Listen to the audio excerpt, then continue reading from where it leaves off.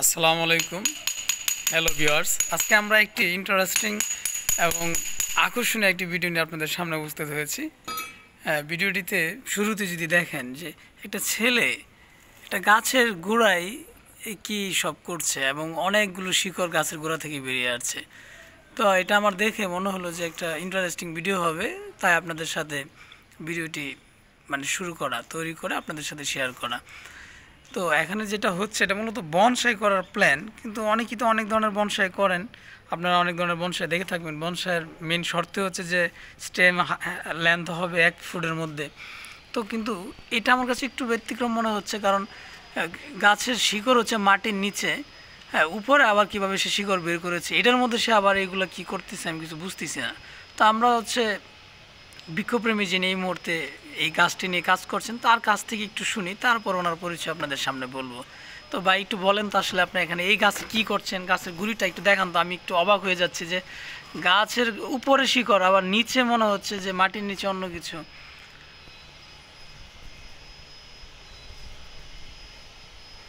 হ্যাঁ, গাছটা মাটিতে হলো নিচের অংশ, কিন্তু শিকড়গুলো বেরোয়েছে উপরের অংশ থেকে। এটা আপনার প্ল্যানটা কি, কিভাবে এই সিস্টেমটা করছেন একটু বলেন তো। এই প্ল্যানটা হলো, গাছটা ছিল অনেকটা লম্বা হয়ে যায়, বনসাই করতে একটু খাটো হয়, আমরা জানি সবাই খাটো করলে বনসাইটা একটু সুন্দর দেখায়। সেক্ষেত্রে গাছটা অনেক লম্বা ছিল, সেক্ষেত্রে আমার পরিকল্পনা ছিল গাছটা কীভাবে ছোটো করা যায়। তো আমরা যে কলম করার ক্ষেত্রে যেমন দেখি বাকল উঠে মাটি লাগাই দিলে হয়। আর পাকুর গাছের একটা হলো বিশেষত্ব হলো এটা যে কোনো আপনার কাটিং বলে যেটা, একটা ডাল কাটা লাগাই দিলেও হয়। সেক্ষেত্রে আমি এখানে বাকল উঠে দিছি, বাকল উঠানোর পরে এখানে জাস্ট মাটি দিয়ে দিছি। পরে এই যে শিকড়গুলো হয়েছে, শিকড়গুলো হওয়ার পরে আমি এই যে চামড়া এর বাকলটা উঠে দিছি প্রত্যেকটার থেকে, দেখেন কী সুন্দর শিকড় আসছে। তারপরে এই বাকলটা হালকা করে যে এখান থেকে চির করার পরে এই বাকলগুলো দেখেন উঠে আসতেছে। এই শিকড়গুলো এই যে নিচে কিছু দিলে, হালকা কিছু পচনশীল অথবা খোয়া দিলে পারে এগুলো সুন্দর হয়ে যাবে। এটা আমি ভিডিও যখন শেষ হবে তখন আপনারা দেখতে পাবেন যে অনেকগুলো সুন্দর হবে, তখন এই শিকড়গুলো অনেক সুন্দর হবে এবং এখানে মোটা মোটা হবে, অনেকটা মোটা হবে। তখন দেখবেন যে এই বনসাই একটা আদর্শ বনসাই করতে কতটা সুবিধা হয়। উনি আসলে বাকলটা একটু মোটা করে দিলে স্পেস বাড়াচ্ছেন, তাহলে বনসাইটা মোটা হবে। আর উপর থেকে শিকড় বের করার সুবিধাটা হচ্ছে গাছের ল্যান্ড একটু কমিয়ে দিলেও নিচের অংশটুকু কেটে ফেলবে, তাই তো? তো আপনার এই শিকড় গজাতে এই গাছটা এখানে মূলত কতদিন ধরে আছে, কতদিন সময় লাগলো? এই কাজটা করতে আমার প্রায় আরও অনেক আগে করা যেত, কিন্তু আমি সময় পাই নাই। 2 মাস আগে এটা করা হয়েছিল। 2 মাস পরে তবে নর্মালি বট গাছের বনসাই করতে বেশি সময় লাগে না, তাই তো? শিকড় গজাতে বেশি দিন সময় নেয় না। শিকড় গজাতে বেশি দিন সময় লাগে না, কিন্তু বনসাই একটা আদর্শ বনসাই করতে গেলে মোটামুটি তো সময় দিতেই হবে। ওই যে বিভিন্ন আকৃতি আনতে গেলে বিভিন্ন কাজ কাম করে নাকি? হ্যাঁ। আচ্ছা, আপনি একটু বলেন তো যে আপনার এই শখ, বনসাই করার যে শখ, এটা কতদিন যাবত, আর আপনি কি কি গাছের বনসাই করতেছেন, কেমন আমাদের দর্শকদের জন্য এবং আমার জন্য যদি একটু বলেন, আমার আগ্রহ থেকে জানার ইচ্ছা করছে।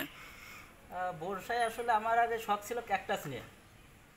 তো আমার রুমেরই সামনে ইউসুফ ভাই, উনি খালি বলতেন যে বনসাই করো, বনসাই করো, বনসাই করো।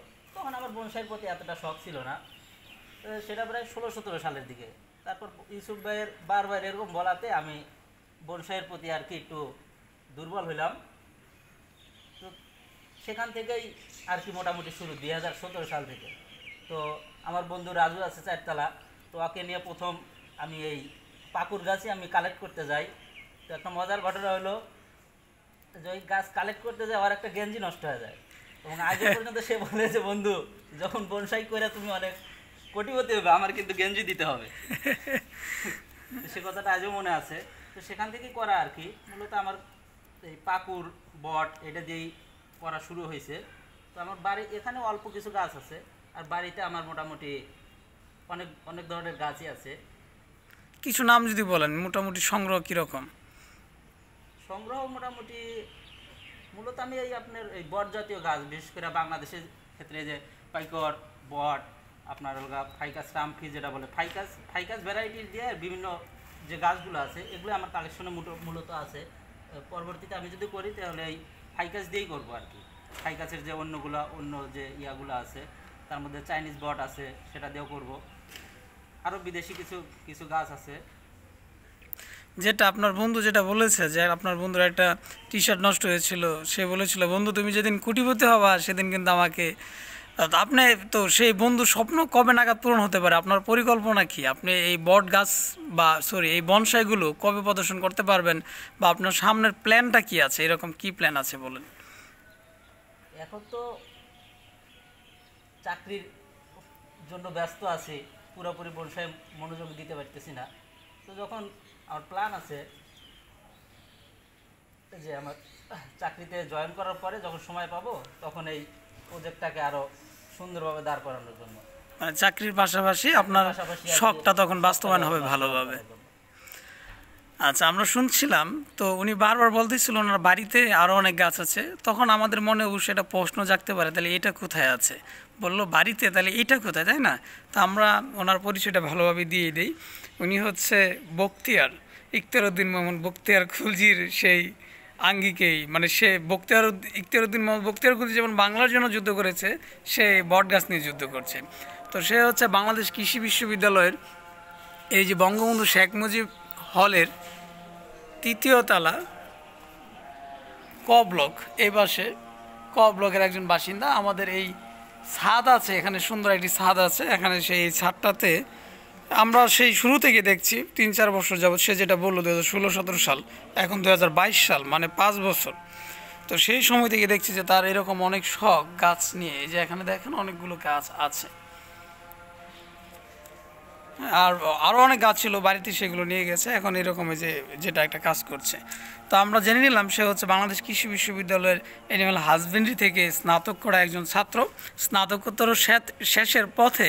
তো এই অবস্থায় সে এখন মূলত চাকরির প্রিপারেশন নিচ্ছে, সেই জন্য বট গাছ মানে বনসাইয়ের প্রতি অতটা মনোযোগী হতে পারছে না। তারপরও শখটা আছে পাশাপাশি। তো একদিন নিশ্চয়ই তার শখ স্বপ্নে, মানে তার যে স্বপ্নের যে শখ তো চলছে, কিন্তু যেটা স্বপ্ন প্ল্যান যে ভবিষ্যতে তার এই প্রজেক্টটা অনেক বড় হবে, হ্যাঁ অনেক সুন্দর একটা রূপ নেবে, সেটা নিশ্চয়ই পাবে। পাশাপাশি এখন যাচ্ছে চাকরিতে জয়েন করার পরে হয়তো সেটা বাস্তবায়ন হবে।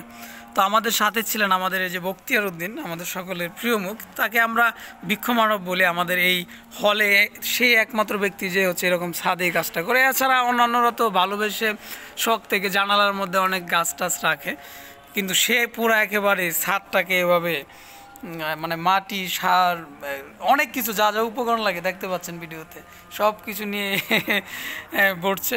তবে এটা খুব সুন্দর, আমাদেরও ভালো লাগে, তারও হয়তো বিকালবেলা সময়টা কাটে এবং শখটাও মিটতেছে। তো আমরা তার প্ল্যানও শুনেছি। তো এই কথা বলতে বলতে আমরা এই যে দেখে ফেললাম যে সে এই গাছটাকে কী করেছে, নিচটা এই যে দেখেন মানে উঁচা করে কেটে ফাঁপা করে দিয়েছে, ভিতরে একটু স্পেস বেড়ে গেছে। তো এখন এই গাছটা কিন্তু সহজে স্ট্যাম্পটা আরও মোটো হবে এবং নতুন একটা রূপ নেবে, নতুন আরো শিকড় গজাবে, আর নিচের অংশ কেটে ফেলবে। আপনারা দেখতে পাচ্ছেন এই যে শিকড়টা হচ্ছে, এখন মাটি দেওয়ার ফলে এই শিকড়গুলো যখন মোটা হবে তখন অনেকটা সুন্দর লাগবে। এখান থেকে চির করে দিলে গাছটা অনেক পরিপক্ক মনে হবে। তো আমরা তার কিছু গাছপালার কথা শুনেছি। তো এই গাছটা দেখা যাক, আমি আবার যদি অনেক দিন পরে এখানে এসে এই গাছটির অবস্থা দেখব, তখন যদি ভালো লাগে বা কী অবস্থা হয়েছে তারও একটি ভিডিও নেওয়া যাবে। তো আজকে আমরা এই পর্যন্তই রাখছি। বখতিয়ারের উত্তর সফলতা কামনা করি। সে অতি শীঘ্রই একটি ভালো চাকরিতে জয়েন করবে এবং তার পরবর্তীতে তার এই শখের প্রজেক্টটি বাস্তবায়ন হবে, সে প্রত্যাশা রেখে এখানেই শেষ করছি। আল্লাহ হাফেজ।